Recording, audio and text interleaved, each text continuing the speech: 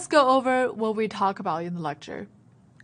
First, we talk about the concept of identities on Bitcoin network. In Bitcoin, each node's identity is represented by their public key. However, ultimately, the public keys are controlled by the owner of the private keys, and only the private keys can be used to spend the money.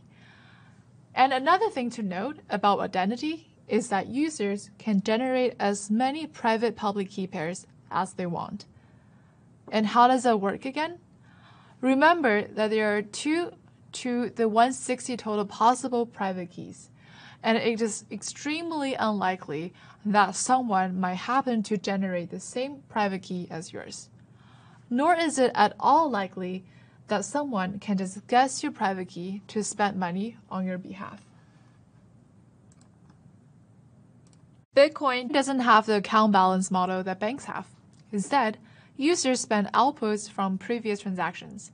These specific outputs are called Unspent Transaction Outputs, or UTXO. The total value of Bitcoins you have is the sum of all of your UTXOs. And these UTXOs are uniquely identifiable. They make tracking payments at the protocol level much more straightforward, because the UTXO record system makes it easy for nodes to see how funds have changed hands between users. The UTXO model might not be the most intuitive model for us to understand, but it works well for Bitcoin from an architectural standpoint. As we mentioned earlier, the blockchain is the key data structure for record keeping in Bitcoin network. New transactions are recorded with new blocks added to the existing established chain. Once a transaction is recorded, it is closely impossible to undo it without changing every single version of this database in the universe. Therefore, we say that blockchain is an immutable and tamper-evident database. And the last concept that we went over is consensus. Consensus is the way that the entire Bitcoin network comes to agreement about a single version of transaction history. How does it work? Proof of work requires that voters expend a considerable amount of computational power in order to validate transactions. But why do we need proof of work? Because there's no central authority to make sure that one person only votes once, and there's no limitation on how many identities each of the users can generate. Bitcoin uses computational power as a resource constraint to limit the voting power of malicious entities. Proof of work makes voting expensive for everyone, so that the voting power a person has is based on how much computational power they have, instead of based on the number of identities they can generate. Given all this information, you can now justify many of the common buzzwords associated with Bitcoin, which you may have heard. The most common descriptors of Bitcoin are pseudonymous, decentralized, immutable, and trustless. And let's go over what each of them means. Pseudonymity is a combination of the words pseudo, meaning fake, and anonymous, meaning unknown. Bitcoin attempts to be anonymous through having every user represent themselves with a random number, the public key. However, because it's not impossible to trace back these virtual identities to real-world identities, Bitcoin is not completely anonymous. It is only mimicking anonymity. In Bitcoin, addresses and pseudonyms are synonyms. It is a fake name, but it can still be used to trace back to your real identity with enough effort.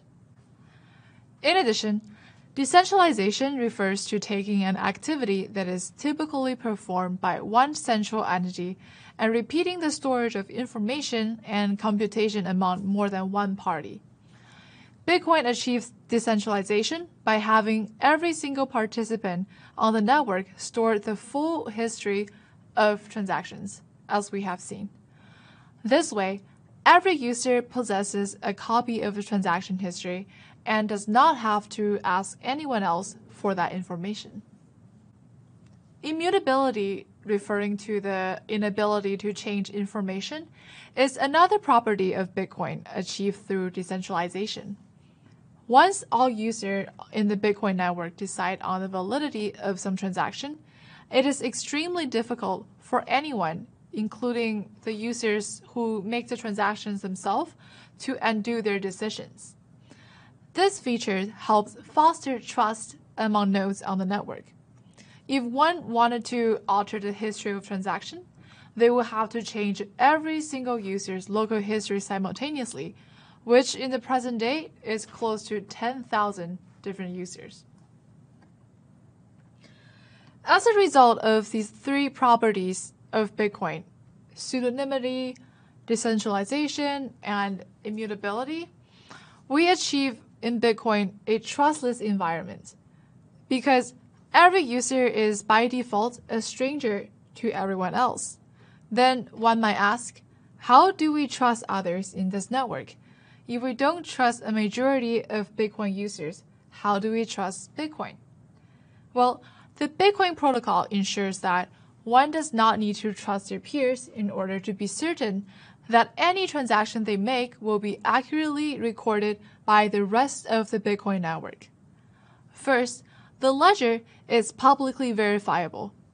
Anyone can see any and all information about the transaction history in Bitcoin. You can go to the blockchain and check if your transaction has gone through. In addition, the Bitcoin network is secured through the Proof-of-Work Consensus Protocol designed by Satoshi Nakamoto, which changed the way everyone thinks about currencies. Therefore, these are the four essential unique properties of Bitcoin: pseudonymous, decentralized, immutable, and trustless.